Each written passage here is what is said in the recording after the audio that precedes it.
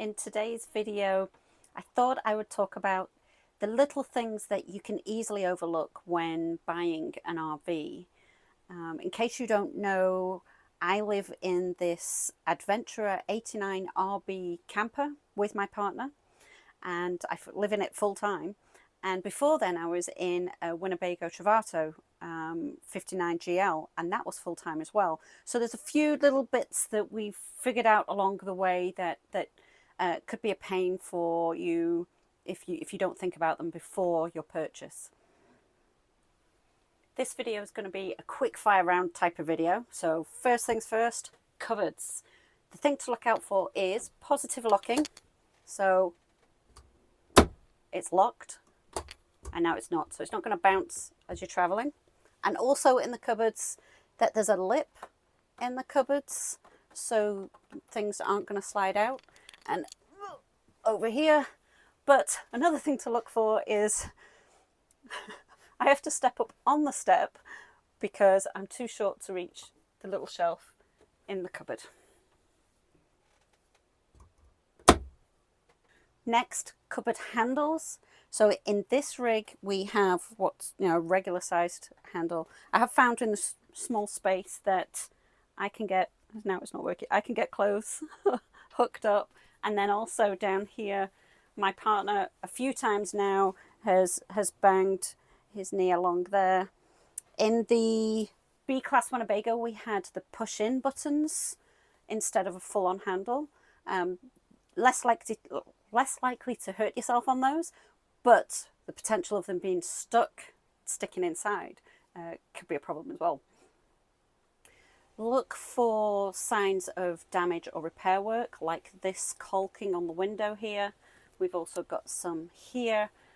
It's a clear caulking, but obviously it's repair work. We found also, we lifted these cushions up. If you can lift the cushions up and have a look, there was signs of mold on the wood underneath, so we got that all replaced when we bought this rig. And if you see the Ghost Town video I've put out, I'll put a link down below. Even though that was repaired, it still leaked about a month after we bought the camper, so we had to fix that ourselves again. In the bathroom, think about the height of the toilets. I am 5'3", and I don't reach the floor when I'm sat on the toilet. One thing to think about.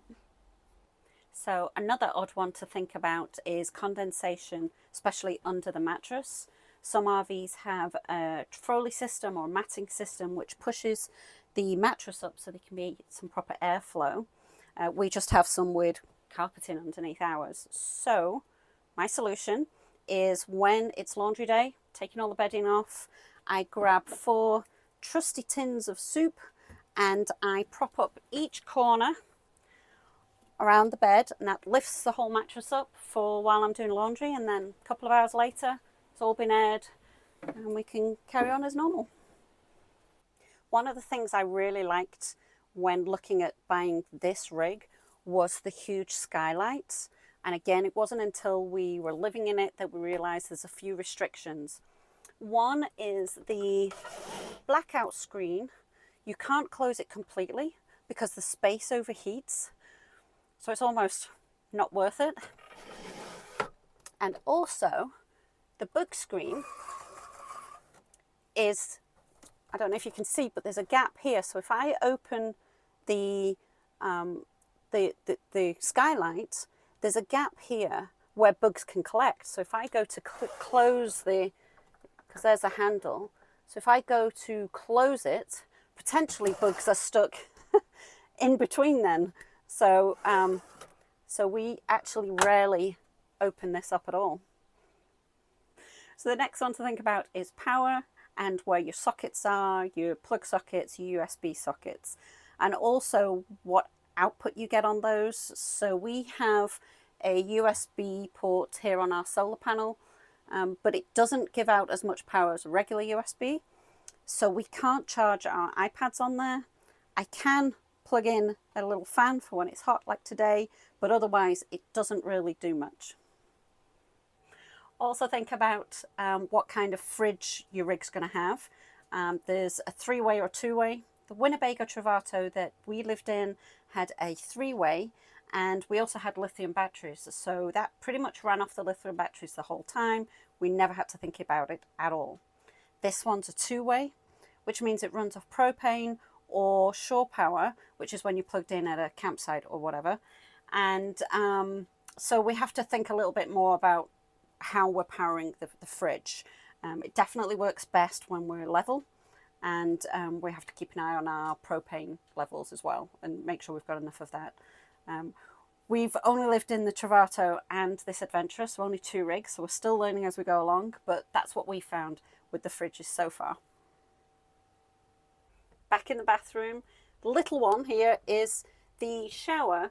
The shower hose here is in a complete loop, so you can't really, you have to, you know, if you want to be showering that way. So it's a little bit inconvenient. In the Winnebago that we had, it didn't have a solid loop, and it also had a lot longer hose, although at the same time that was a bit of a problem when you're trying to shower and there's like hose everywhere. So is it better, is it not? Not sure yet. Okay, next, back window. It's frosted really well, which is nice for privacy, but for security, I can't see out back, so I don't know who's there until I open it. And also there's no blind on this window, so if it's really bright of a night, you know, you've got street lights or whatever, there's no way of stopping the light coming in. We don't have a window on the opposite end either, so we only can see out on the sides of our rig, so security-wise that might be a problem.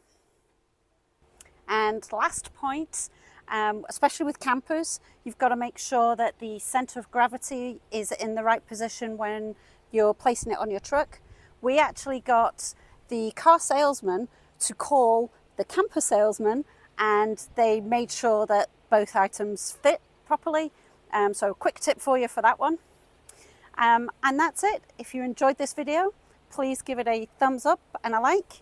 And if you haven't already, subscribe, click on the notification bell so you know next time I post, and I will see you in the next video.